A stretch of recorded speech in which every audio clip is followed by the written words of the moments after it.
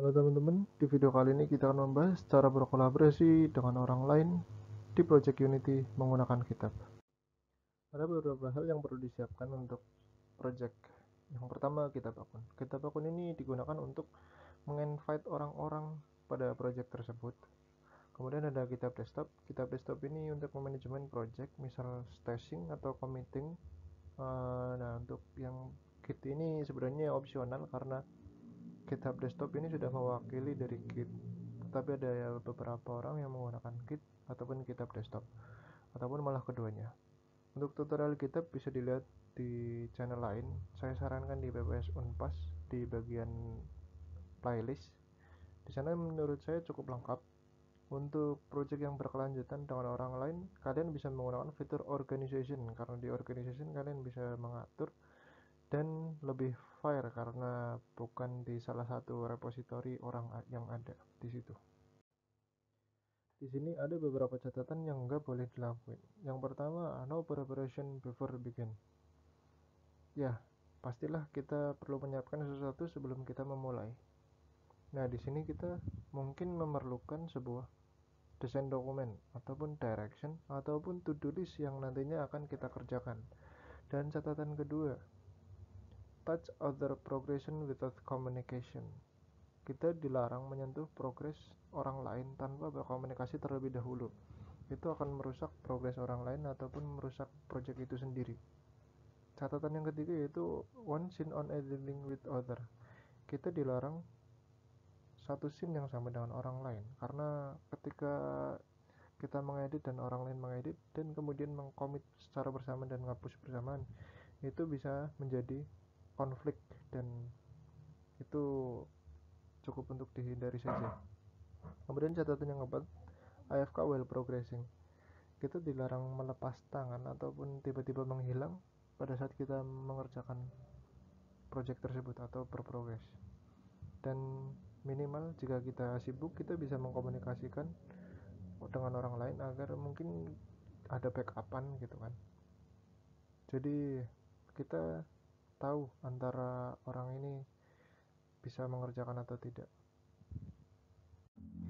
Kemudian untuk catatan Masdu, yang pertama ada set preparation before collaborate, yaitu kita perlu persiapan sebelum berkolaborasi, kayak persiapan misal desain dokumen atau dokumentasi atau technical design atau catatan-catatan to-do list lain. Nah, untuk catatan kedua yaitu communicate with other. Jadi kunci dalam berkolaborasi adalah sebuah komunikasi. Jika sesuatu komunikasi itu baik, maka akan berjalan sesuai baik lah. Kemudian untuk catatan ketiga, dokumen album have been done. Intinya ini adalah kita buat catatan kita udah ngapain aja kan. Termasuk to-do list. To-do list kan adalah catatan list-list yang akan kita kerjakan. Jadi semisal udah dikerjain ya udah dicentang gitu. Jadi kita udah ada tracknya gitu kan. Kayak GitHub kan ada commit tuh, commit atau catatan checkpoint yang udah lewat. Nah, untuk catatan keempat yaitu adalah weekly atau daily huddle.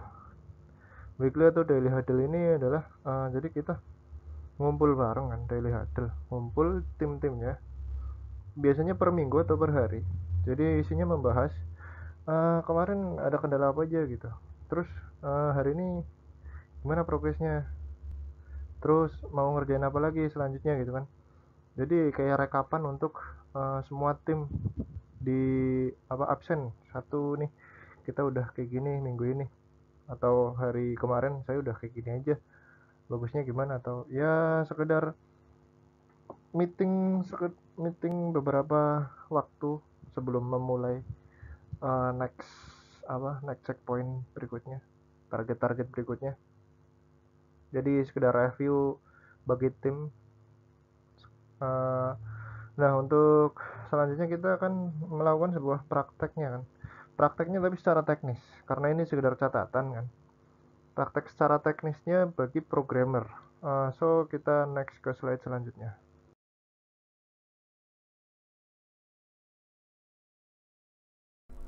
So jadi kita untuk prakteknya itu di bagian GitHub ya. Untuk GitHub pada bagian branching, pertama kali kita awal buat repository pastilah ada namanya branch main. atau branch utama.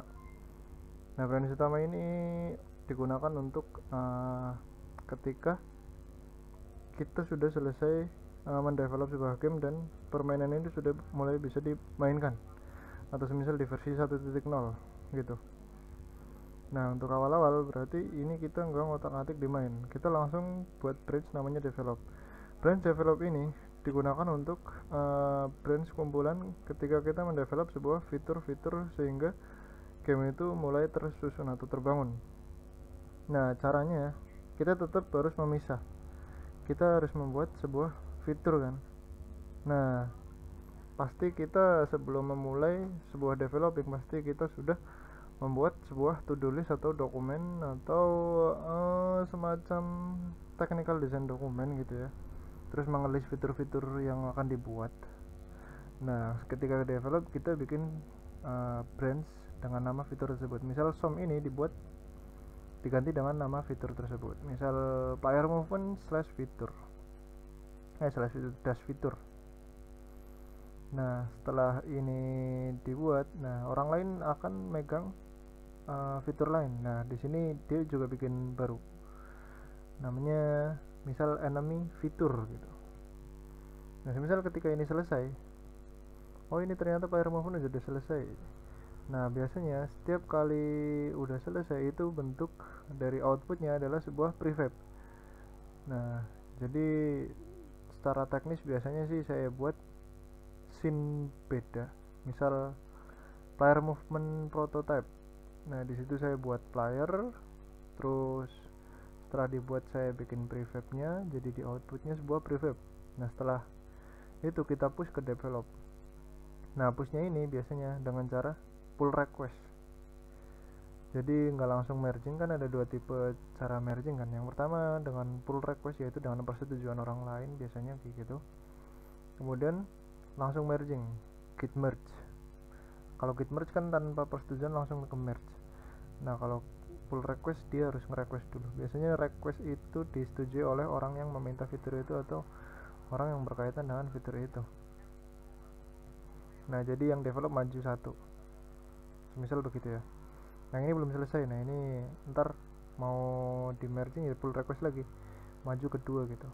Nah, semisal di sini ada bug, misal yang player movement ada bug, yaudah ini setelah merging kan ini dihapus. Ini pasti setelah di pull request ini dihapus, terus bikin itu baru branch baru dengan nama bugnya apa dash bug fix begitu. Nah, ini sebenarnya kalau dihapus di remote si GitHub-nya itu yang di lokal masih ada kok. Nah, ntar digabung juga, intinya kalau di main ya intinya udah bisa dimainin gitu. Jadi untuk terstrukturnya seperti itu. Jadi setiap kali mau merging harus menggunakan metode pull request, dan output dari setiap fitur biasanya menggunakan prefab sih. Kalau misal nih kan ada beberapa yang fitur ini itu berkaitan dengan fitur ini. Misal kayak player movement ketika nge-tag butuh tagnya si enemy. Nah, biasanya di ini juga diatur kan, beda orang. Nah, diatur salah satu kamu mau yang ngerjain ini atau yang mana gitu. Kalau pas digabungin ya udah bikin fitur baru, dan harus komunikasi antara kedua fitur ini. Ntar aku pakai tag ini atau cara metode ini gitu. Ya udah komunikasikan. Nah, udah langsung merging. Intinya gitu sih. Nah, biasanya ini sebelumnya saya sarankan ya, bagian ngedevelop ini kan biasanya ada standarisasi, terus ada persiapan kan. Nah, di bagian persiapan ini contoh di Visual Studio Code itu ada fitur namanya formatting, auto formatting. Jadi ketika kita menulis yang kurung kurawal seperti ini, misal di sini nama metodenya, nama metode, terus kita kurung kurawalnya di sini, terus tutupnya di sini. Nah, kalau kita save biasanya otomatis ke sini, otomatis dia enter sendiri, terus isi fungsinya seperti ini. Begitu sih. Jadi kurung kurawal dikasih formatter, namanya formatter, diatur aja ke sysap. Ini nama metode, ini biasanya isi tutup. Nah ketika di save formatternya aktif, dia otomatis pindah ke sini, ini pindah burung berawalnya gitu. Nah seperti tag, misal tag di bagian persiapan harus disediakan terlebih dahulu. Misal ada yang udah bikin persiapan, ntar kita pakai tag ini ya, ntar musuh sama player pakainya tag ini gitu. Nah itu dipersiapkan di awal gitu kan, bagusnya begitu. Dan ya untuk praktek programming biasanya seperti itu. Jadi jangan lupa persiapan pas awal, terus komunikasi ketika waktu develop, kemudian jangan lupa dites setiap kali fitur itu udah selesai.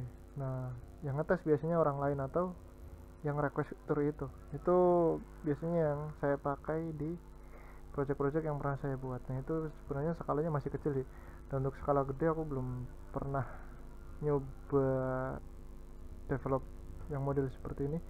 Mungkin ya mirip-mirip, tapi ya ini yang pernah saya pakai selama project yang saya buat kemarin-kemarin. Ini skopnya kecil mid lah, small mid, kecil ke sedang. Nah coba kalian bisa pakai mungkin cara ini.